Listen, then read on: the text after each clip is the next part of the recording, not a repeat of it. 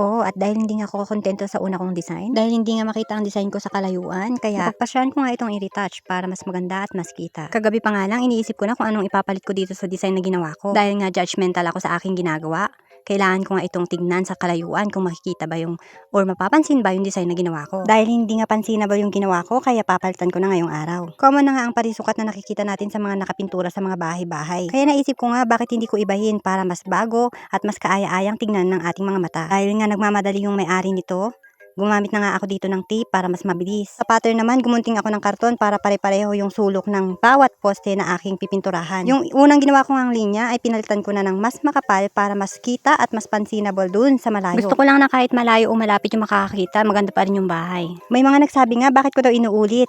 Ang ganda na. Habang ginagawa ko nga to, tirik na tirik ang araw kaya sobrang init. Sobra talagang init yung araw. Sunog nga ang balat ng person, pero kapag sabi nga nila, kapag masaya ka sa ginagawa mo, wala yan sa init ng araw, wala yan sa bagyo. Mas nasisiyahan nga ako kapag nakakarinig ako ng mga taong dumadaan at nagsasabing sobrang ganda ng aming pinipinturahan. Mabusisi nga ang pagpipintura at kailangan din mag-iingat kasi mataas-taas din yung ating papagsakan. Hindi nga biro yung pagpipintura kasi ilang oras kang nakatayo. Pero sulit naman kasi pag nakita mo na yung nagawa mo na maganda, mawawala yung pagod mo.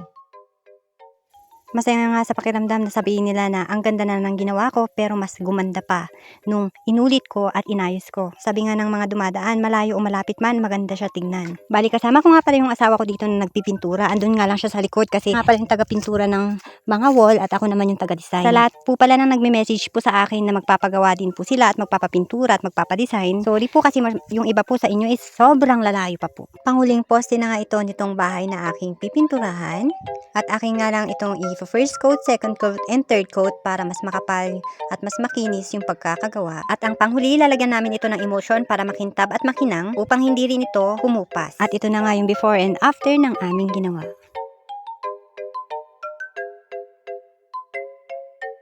Maraming salamat po sa panonood. Sana po nag-enjoy po kayo.